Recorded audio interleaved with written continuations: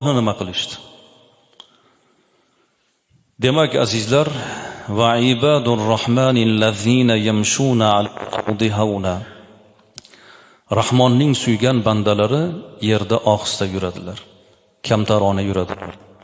Nodonlarning so'zlariga parvo qilmaydilar. Nodon odamga nodon holida javob qaytarmaydi. Va iza khatabahumul jahiluna qalu salama. Johillar unga xitob qilsa, johilona gap qotsa, unga salomat bo'ling, uzr deb indamasdan ketaveradi. Talashgan odam bilan talashib nima foyda topasiz ham? O'zi Alloh bir odamni xorlasa shunaqa fe'lni berib qo'yadi. Shunday yaxshi odamlarni ko'rasiz, lekin tegidagi shartlariga bir kiring. Ota-onasini tarbiya bermagan, yo bu odamlar shu davrada ham shunaqa o'tira oladimi? Buni yozgan yozuvlarni ko'rsangiz, shunday elning e'tiboridagi insonlarning sha'nida noloyiq gaplar. Shu odamlar parvo qilmaydi o'sha yozgan kommentlariga, sharhlariga. Hammasiga parvo qilaversa nima bo'ladi? 10 ta odam maqtab yozadi, rahmat ustoz, rahmat, rahmat. Manfaat oldik, foyda oldik, yaxshi ma'lumot bo'ldi deb. Lekin orasida bitta shunaqa bir Alloh xor qilgan banda ham shu yozib qo'yadi o'zini marazligini, o'zini ichkini, qalbini qoraligini qog'ozga tushirib qo'yadi.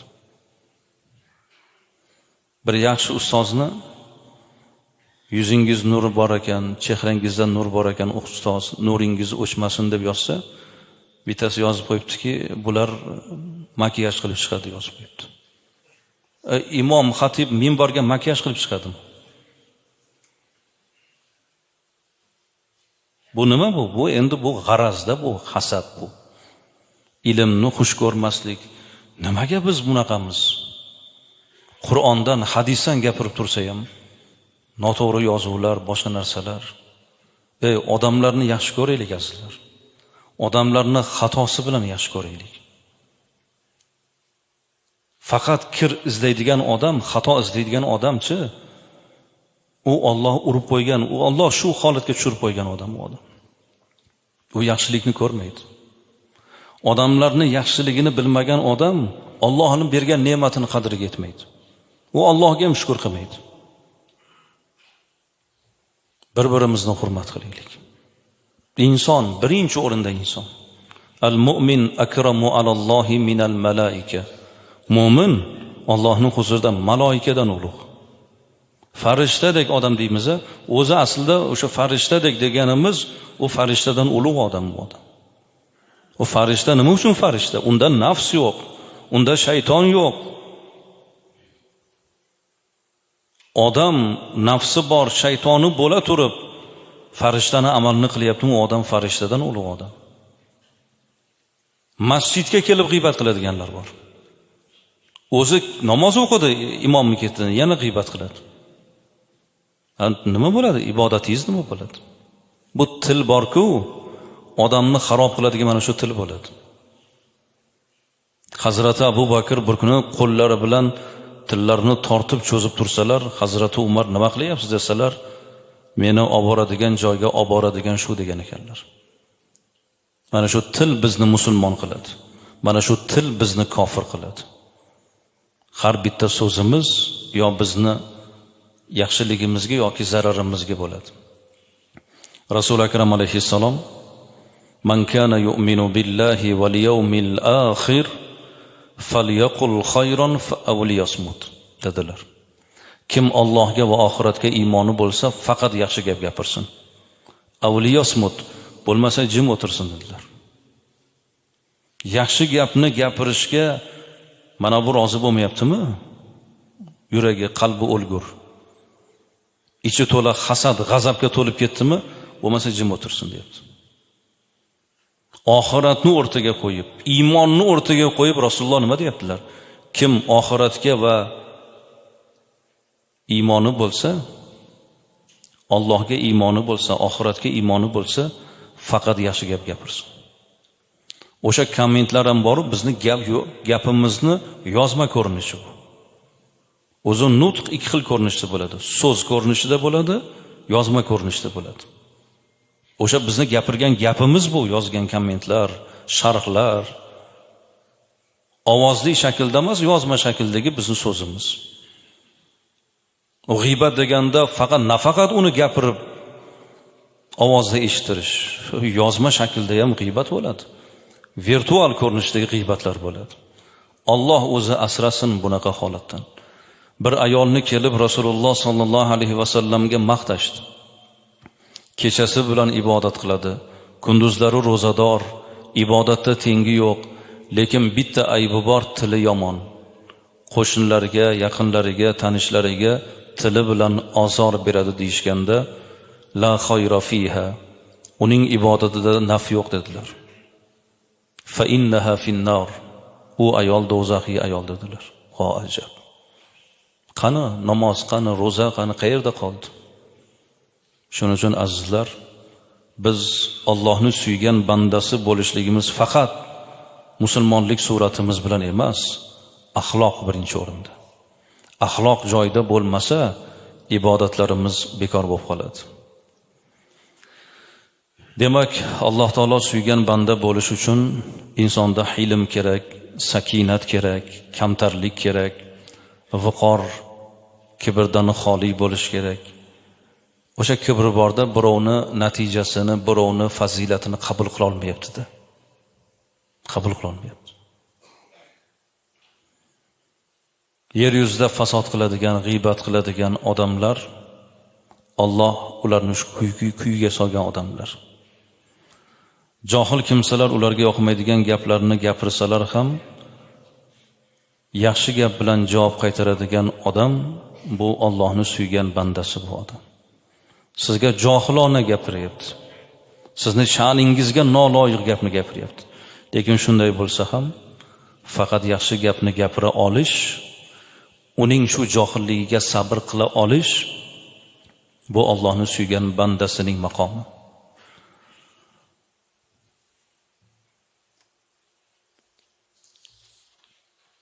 Ahmad ibn Hanbal shogirdlari bilan dars qilib tursalar, bir nodon keldi, Ahmad ibn Hanbalni kurakda turmaydigan so'zlar bilan haqorat qila boshladi. Shogirdlarini oldida. Shunda shogirdlardan biri, ustoz, bu johil odamga javob qaytarsangiz bo'lmaydimi? Axir shuncha noloyiq gaplarni gapirdi, siz indamayapsiz deganda, Imom Ahmad aytdilarki, yo'q. Unga javob qaytarmayman. Bunday qilsam, Qur'ondagi Allohning ushbu kalomi qayerda qoladi deb shu oyatni o'qidilar. Va iza khatabahumul jahiluna qalu salama. Qayerda qoladi bu gap? Johil sizga xitob qilsa, salomat bo'ling deydi, meni suygan bandalarim deb turibdi-ku Alloh. Allohning so'zi qayerda qoladi degan ekanlar. Bu fazilatchi azizlar. Johil odam bilan talashmaslik, tortishmaslik bu Allohni suygan bandasining fazilati. Ko'chada bir odam talashib, urushib, janjallashib yuribdimi? Demak, hali uni taqvosi mukammal emas. U odam o'zini isloh qilish kerak. Sokin, o'zini gapini, so'zini buzmayapti. Johil odamga johilona munosabatda bo'lmayaptimi? Demak, bu odam tarbiyali, intizomli odam. Alloh taolo oyatning davomida marhamat qiladiki, "Vallazina yabituna li robbihim sujjadan va qiyama." Allohni suygan bandalari tunlarni Parvardigorga sajda qilgan hollarda, tik turgan holda ibodat qilib, qiyomda turgan holda bedor o'tkazadigan kimsalar deb Alloh marhamat qilyapti. Allohni suygan bandasi bo'lish uchun axloqimizni ham chiroyli qilaylik. Kechalari ham Allohga ibodatda, duo va zikrda bo'lishimiz kerak. Azizlar, bu ibodatimiz Allohga bo'lgan shukronamiz, bandaligimizni izhori bu. Bu hammasi o'zimiz uchun. Namoz o'qisak, Allohning arshini ko'tarib olmaymiz. Allohga bir yaxshilikni qilib qo'ygan bo'lmaymiz. Bu o'zimiz uchun. Va man amila solihan fali nafsi. Kim bir yaxshi ishni qilsa, o'zi uchun deydi Alloh taolo. Butun insoniyat sajda qilib yerga yiqilsa ham Allohning arshiga zarracha ham bir foydasi yo'q. Butun insoniyat yer kurrasini ma'siyatga to'ldirib yorsa ham Allohning arshiga zarracha ziyoni yo'q. Banda nima qilsa o'zi uchun, yaxshilik ham yomonlik ham bandani o'zi uchun. Lekin Alloh taolo meni suygan bandalarim deydi, kechalarni ibodat bilan qoyim qiladilar deb marhamat qilyapti. وَالَّذِينَ يَقُولُونَ رَبَّنَا اصْرِفْ عَنَّا عَذَابَ جَهَنَّمَ إِنَّ عَذَابَهَا كَانَ غَرَامًا. Ular, ya'ni Allohni suygan bandalarni yana bir fazilati, Parvardigor, o'zing bizlardan jahannam azobini daf et. Darhaqiqat uning azobi halokatlidir deb do'zaxni esdan chiqarmaydilar.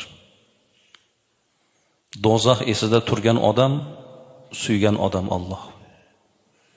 Ertaga do'zax, jannat bor, do'zax bor degan tushuncha esidan chiqib ketgan odam, Alloh shu kuyga solib qo'ygan odam. Qozi Shurayh bir kuni o'tirib yig'lab yubordilar. Shogirdlar, ustoz nega yig'laysiz deb so'rashganda aytdilarki, umrim o'tib ketibdi. Amalim oz, ajalim yaqin. Shu xayol keldi, ko'zimga yosh keldi degan ekanlar. Umrim o'tib ketibdi. Amalim oz, ajalim yaqin. Shu xayol meni yig'latdi degan ekanlar. Azizlar,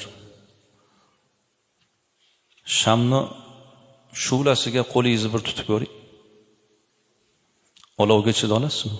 Do'zaxning bitta nomi olov. Nor. Do'zaxda asosiy azob olov bilan bo'ladi. Shamni shu'lasiga bitta barmog'ingizni tutib ko'ring. Ana o'shanda bilsa bo'ladi inson do'zaxning nima ekanligini. Allohni suygan bandasi do'zaxdan panoh so'raydi. Ota-onalarimizga do'zaxdan panoh so'raylik. Do'zaxdan Alloh taolo bizlarni omon qilsin. Do'zaxga giriftor qilmasin. Har duo qilganingda Parvardigor do'zaxdan panoh so'rayman deb turib do'zaxdan panoh so'rash kerak. Do'zax esida turgan odam o'sha jinoyatni jazosini bilgan odam o'sha jinoyatni qiladimi? Qilmaydi.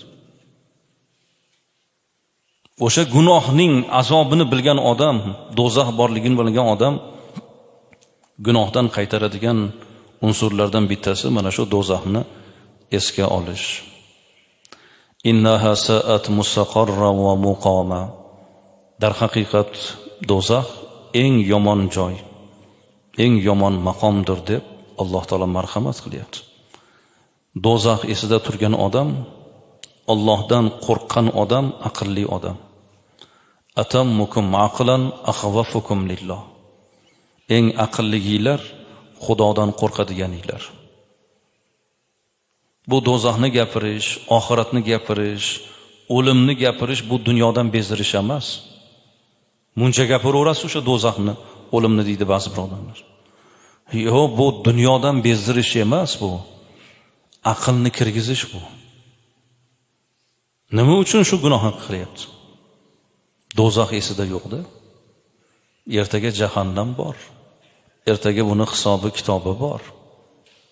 Hamma narsa ertaga hisobsiz qolmaydi. Zarracha biror bir amalimiz hisobsiz qolmaydi. Shuni bilgan odam qani shu yerda o'tirganlar, kimni kafolati bor jannatga kirishga? Bormi kafolat? Faqat Allohning rahmatidan umidimiz bor. Banda amaliga qaralsa, amali bilan daraja topolmaydi. Allohning rahmati bilan, Allohning shafqati ila biz yuzimizni yorug' bo'lishidan umidvormiz. Allohning bergan ne'matiga bizni amalimiz yetadi deb o'ylaysizmi? Nima qila oldikki banda bo'lib, Allohning bizga bergan, yaratib qo'ygan, inson qilib yaratganiga shukronalarimizni keltira olsak. Qo'limizdan kelganini qilamiz, Allohdan umid qilamiz. Dehqon osmonda bulutni ko'radi, qora bulutni ko'rib yomg'irdan umid qiladi. Unda umid qayerdan paydo bo'ldi? bulutga qarab bulutni sababidan yomg'irdan umid qildi. Biz ham ibodatimizdan, takbiru tasbihimizdan, Allohga bo'lgan ibodatimizdan umid qilamiz. Umid qilamiz. Alloh taolo yuzimizni yorug' qilsin, xatolarimizni kechirsin, yaxshiliklarimizni oshirsin. والذين إذا أنفقوا لم يسرفوا ولم يقتروا وكان بين ذلك قواما. Allohni suygan bandalari ihson qilsalar isrof ham qilmaydilar, xasislik ham qilmaydilar. Tutgan yo'llari buning o'rtasi mo'tadil bo'ladi deb Alloh marhamat qilyapti. Mo'min odam xasis ham bo'lmaydi, isrofgar ham bo'lmaydi. Ular infoq qilsalar, ya'ni nimaniki sarfi xarajat qilsalar, mo'tadillikni kasb qiladilar. Shuning uchun azizlar, inson bu hayotda mo'tadil bo'lish kerak, o'rta yo'lni tutish kerak. Abdulloh ibn Umar bozorda savdo qilsalar, bir odam kuzatib turdida, u kishini juda ham qattiq savdolashayotganlarini ko'rib, xasislikda gumon qildi. Nahot endi xalifaning o'g'li shunchalar ziqna bo'ladimi, xasis bo'ladimi? Arzimagan narxga talashyapti. Ketidan kuzatib bordi. Abdulloh ibn Umar ostonalarida eshiklarini oldida ikkita odam soil bo'lib turgan ekan. Ularning qo'liga bir ehsonlarni berib uylariga kirib ketdilar. Ulardan so'rasa, yaxshigina mablag' berib ketgan ekanlar. Xayollar bir-biriga teskari bo'ldi. Bozorda ko'rib u kishini xasislikda gumon qildi. Bu qilgan ishlari saxovat, himmatlarni ko'rib hayron qoldi. O'zlari xijolat bo'ldi. Bu odam haqida ikki xil fikr. Keyin aytdilar, Hazrat, men sizni bozorda ko'rib xasislikda gumon qildim. Uyingiz oldidagi bu saxovatingizni, himmatingizni ko'rib o'zim xijolat bo'ldim deganda, Abdulloh ibn Umar aytdilarki, bozordagi ishim sunnatdan. Bu Rasulullohning sunnati savdolashish. Ostonamdagi ikki insonga qilgan himmatim qalbimning saxovati.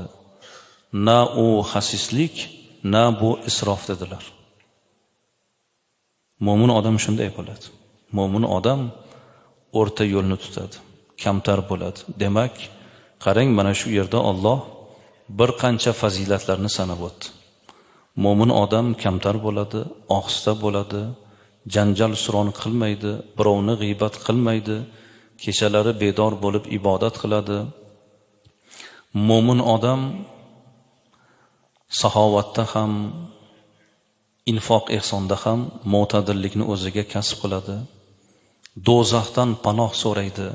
Qalbini to'rida qo'rquv ham bor, jannatdan umid ham bo'ladi. Allohga shukr. Mo'min odam go'yoki uning iymoni mana shu qo'rquvi va umidi mo'minning ikki qanoti. Qushni bitta qanoti bo'lmasa parvoz bo'lmaydi. Qushning parvoz bo'lish uchun ikkita qanot bo'lishi kerak. Mo'min ham jannat sari parvoz qilish uchun ikkita qanot bo'lishi kerak. Faqat umid bo'lmaydi. Qo'rquv ham bo'lishi kerak. Umid ham bo'lishi kerak. Robbimizning g'azabidan, qahridan, do'zaxidan qo'rqamiz. Lekin rahmatidan, shafqatidan, jannatidan umid ham qilamiz. Alloh taolo bizlarni mana shu mo'tadil yo'lda o'zi sobit qadam aylasin. Azizlar, barchalarni qadamiylarga hasanot, xonadoniylarga barakot bersin. Allohumma solli ala Muhammad va ala alihi va sahbihi ajma'in. Allohu akbar.